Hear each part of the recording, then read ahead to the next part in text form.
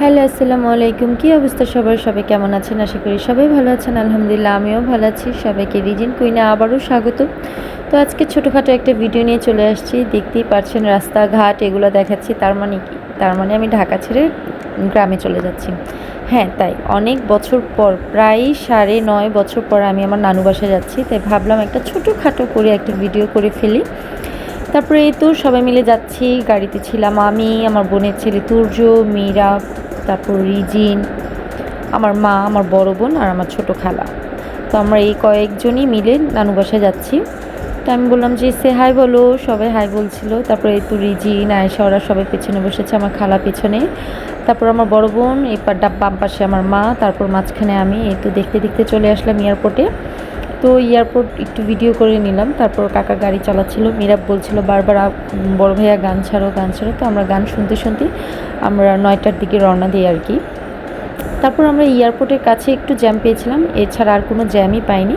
তারপর আমরা যে শুধু ফ্লাইওভার উঠছিলাম, শুধু ফ্লাইওভার দিয়ে শুধু যে মানে এত যাচ্ছি যে শুধু কোনো জ্যাম নেই, শুধু এত সুন্দর রাস্তা, মানে আমার কাছে খুবই ভালো লেগেছে। আমি এত বছর পর এসেও যখন মানে এত জ্যাম ট্যাম কিছুই পাইনি, আমার কাছে খুব ভালো লেগেছে। বাংলাদেশ এতটা উন্নত হয়েছে মাশাআল্লাহ বলবো। তারপর আমাদের এই তো টঙ্গী পার হয়ে গেলাম।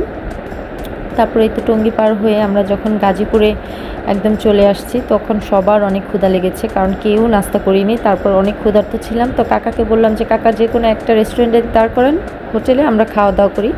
প্রায় 11টা পৌনে 11টার মতো বেজে গিয়েছিল। তারপর আমরা কাকা বললো যে কাকি সামনে রেস্টুরেন্ট আছে, আমরা ওইখানে খাবো। আমি বললাম যে ঠিক আছে।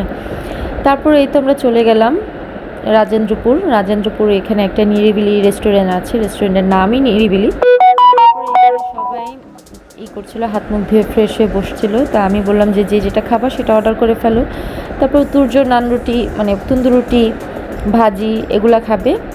আর মিরাব বলছিল যে আম্মু আমি একটা চিকেন বিরিয়ানি খাবো। তো মিরাব, রিজিন ওরা একটা চিকেন বিরিয়ানি নিয়েছি, দুইজন ভাগাভাগি করে খাচ্ছে। আর আমি একটু ভুনা খিচুড়ি নিয়েছি একটা, আমি আর আমার বড় বোন ভাগাভাগি করে খাচ্ছিলাম।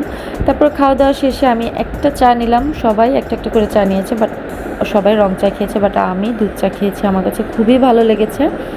আর হোটেলের দুধ চা আমার কাছে খুবই ভালো লাগে, মানে অনেক ভালো লাগে, বাসার থেকেও ভালো লাগে, একদম টাটকা গায়ের দুধ দিয়ে বানানো থাকে। তারপরে এই তো নাস্তা টাস্তা শেষ করে আবার গাড়িতে উঠে পড়লাম।